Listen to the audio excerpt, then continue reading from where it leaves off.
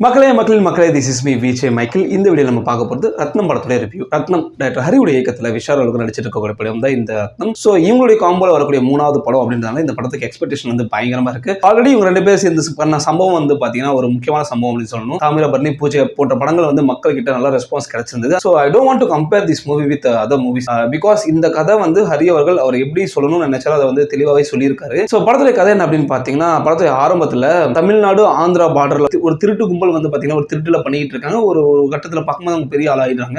ஆய்வு முடிச்சதுக்கு அப்புறமா இந்த பக்கம் பாத்தீங்கன்னா நம்மளுடைய சமுத்திரக்கனி வேலூர் மாவட்டத்தில் ஒரு எம்எல்ஏவா இருக்காரு. அவருக்கு வந்து அடியால நம்மளுடைய விஷால் இருக்காரு.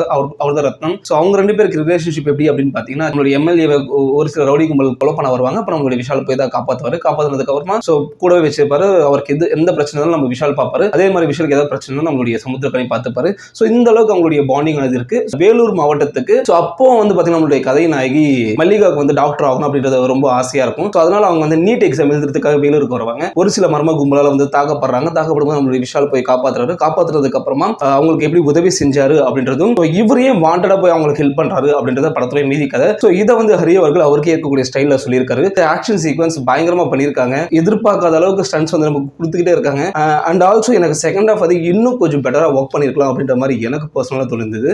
படத்தோட எண் பார்க்கும்போது ஓகேவா தான் இருந்தது. படத்தோட பிளஸ் அப்படின்னு பார்க்கும்போது விஷால் அவர்கள் சூப்பரான ஒரு பெர்ஃபார்மன்ஸ் கொடுத்திருக்காரு. பிரியா பவானி சங்கர் வந்து பஸ் ஸ்டேஷன்ல விட்டுட்டு வந்துருவாரு. சமுத்திரக்கனி கிட்ட சொல்லுவாரு, கட்டிப்பிடிக்கலாமா அப்படின்னு கேட்பாரு. ஸோ அந்த ஒரு இடத்துல வந்து பாத்தீங்கன்னா அவருடைய எமோஷன் அப்படி தட்டி தூக்கி ஒரு இடத்துக்கு கொண்டு போயிருக்கும். அண்ட் பிரியா பவானி சங்கர் படத்துல வந்து ரொம்ப சர்ப்ரைசிங்கான ஒரு எலிமெண்ட்ஸ் பாத்தீங்கன்னா அவங்களுடைய கேரக்டர் தான். அண்ட் முக்கியமா பாத்தீங்கன்னா நைட் போர்ஷன்ல சண்டை ஒன்று நடக்கும். கிளைமேக்ஸும் சரி, அது ப்ரீ கிளைமேக்ஸ் முன்னாடி வந்து அகோரிகளோட சண்டை போடுற மாதிரி ஒரு சில சீக்வென்ஸ் எடுத்திருப்பாங்க. அந்த இடத்துல வந்து பாத்தீங்கன்னா லைட்டிங் நல்லாவே எடுத்து ஒர்க் பண்ணியிருக்காரு. டிஎஸ்பி அவர்கள் எதிர்பார்க்கவே இல்லை, ஒரு சூப்பரான பேக்ரவுண்ட் ஸ்கோர் கொடுத்திருந்தாரு. அண்ட் முக்கியமா மெலடி சாங்ஸ் வந்து கொடுத்திருந்தாரு. அந்த மெலடி சாங்ஸ் எல்லாமே கதைக்கு என்ன தேவையோ அது ரொம்பவே அழகா எடுத்திருக்காங்க. அண்ட் மாண்டேஜா இருக்கிறதுனால நமக்கு வந்து கதையோட பார்க்கும்போது சூப்பராகவே இருந்திருக்கு. அண்ட் மைனஸ் அப்படின்னு பார்க்கும்போது ஆல்ரெடி நான் சொன்ன மாதிரி நம்ம காலங்கள் நம்ம பார்த்த ஹரியுடைய படத்துடைய சாயல் அதிகமாகவே தெரியுது. முக்கியமாக வந்து பார்த்தீங்கன்னா பூஜை படத்துடைய சாயல் அதிகமாகவே தெரியுது. அண்ட் செகண்ட் ஹாஃப் இன்னும் கொஞ்சம் நல்லா பண்ணியிருக்கலாம். மற்றபடி குறை சொல்கிற அளவுக்கு வேறு எதுவுமே கிடையாது.